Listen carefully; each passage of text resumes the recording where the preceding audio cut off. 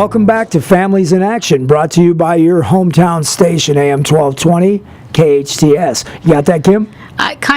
Try it. Welcome back. Go. Welcome back to Families in Action. Families in Action at hometown station, AM 1220. You got it, there man. You She's go. a star. She's on. She's on. Next one is there on. There we go. So it's our wedding night.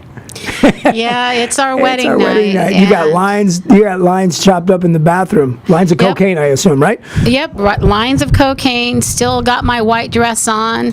I don't even remember if I had my veil on still, but didn't even wait. Didn't even change. Just we finally got a cheap motel, and my husband had done his lines, and I went into the bathroom, and like I said, I never listened to anybody, never looked at anything, didn't want to feel. And when I snorted that line, I came up and I saw myself in the mirror for the first time. And something happened that night where I all of a sudden saw, what am I still doing? Why am I doing this? 3 months pregnant. Everything that I've ever done, the people I hurt, something was coming up in me that time. It really... And so what I did is I shut the door after snorting the line, still doing it that time. I shut the door and I got on my knees and I said, I don't want to take control anymore. God, come into my life. I don't want to do this anymore.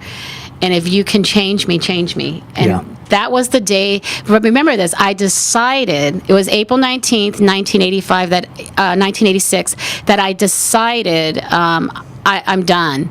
But I had to finish what we had. There's the attic. So we continued to do what we had. And the next day, I got clean and sober, and I never looked back. Well, and at some point in every recovering person's life, there was a moment of surrender. There has to be a surrender that takes place. And it doesn't always have to be willingly. You know what I mean? Like, we see a lot of people that come dragging in, and halfway through their treatment episode, they go like, oh my gosh, okay, I got to give up. I'm just going to give up and go with the process, right?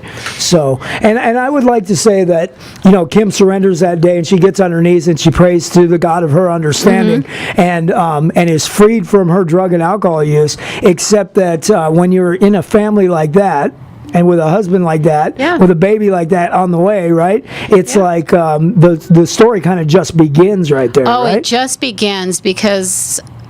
What I did is, because I had no program, I had no accountability, what I did is I transferred over my addiction to my husband. So instead of the focus being about getting high, it was getting him sober. Well, and they call that what? White knuckling it, White knuckling it, and holding my breath, and nothing changes. Yeah, I was clean and sober. No support, no idea of what you're doing, just the idea that I cannot do this anymore, right? But what am I going to do with all those feelings, all those thoughts, all those emotions, all that stuff that's wrapped up behind it, right? Exactly. And so I know. I'll just focus on Julio. Yeah. I know. So the problem was not, so then what I did is I had all this resentment, and I said, well, the problem was I was only getting high because of him. Because of him. Yeah, right. And so now it's his fault. It's his fault that we're in this predicament. It's his fault that we don't have places to live, and I'm on welfare and going from place to place. And so that was my focus. So I spent 19 years of begging, pleading, crying at my church, hitting that altar, just saying, when's this going to change?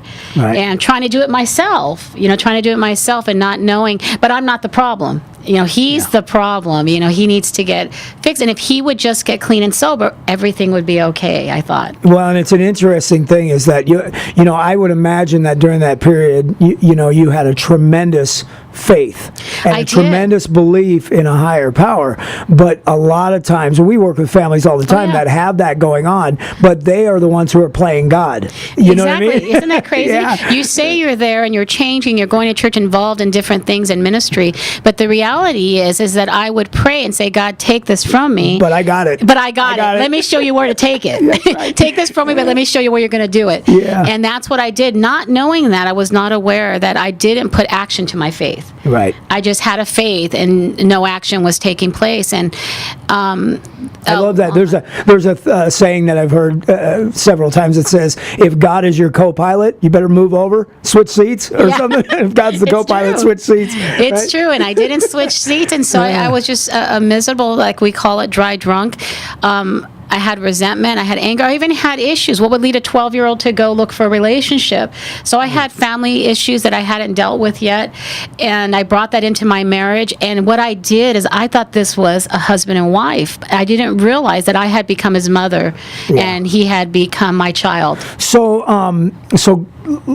tell us some of the unhealthy tools that you use. I heard you mention some like anger and this and this and this. What are some of the things that you tried to do to get him sober, so to speak, right? To get him Well, let sober. me try one. It wasn't a tool that I did, but I thought every situation, well, this is it. This is the moment.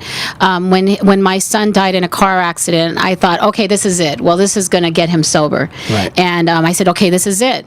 Are you kidding? That wasn't it. I know that the pain caused him to continue to numb to the drug of choice he knew. Right. And then I thought, well, his brother was murdered. This is the one this is it. This is the one that's going to get him sober. So every time something would happen, you'd jump on in there and say, I'd be okay. excited. Yeah. It was celebration. I mean, right? Yeah. I mean, tragic events, and you're like, maybe this will get him sober. This will do it. And then being in and out of jail, going into rehabs, going in. I would drop him. I dropped him off at the men's home on his birthday and said, "Happy birthday! Now get help." Right. Here I am I'm getting him the help, not him surrendering to it. Yeah. So those are some of the things. And then the last one was he was in a coma for 7 days of a drug overdose.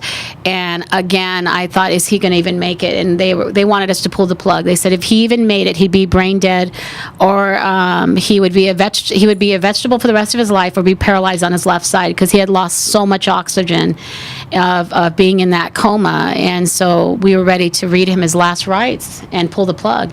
Yeah. So that's what we ended. Well, and even that, I imagine he's coming out, and you're going, maybe now he'll stay sober, right? If he makes it, maybe now, maybe this is it.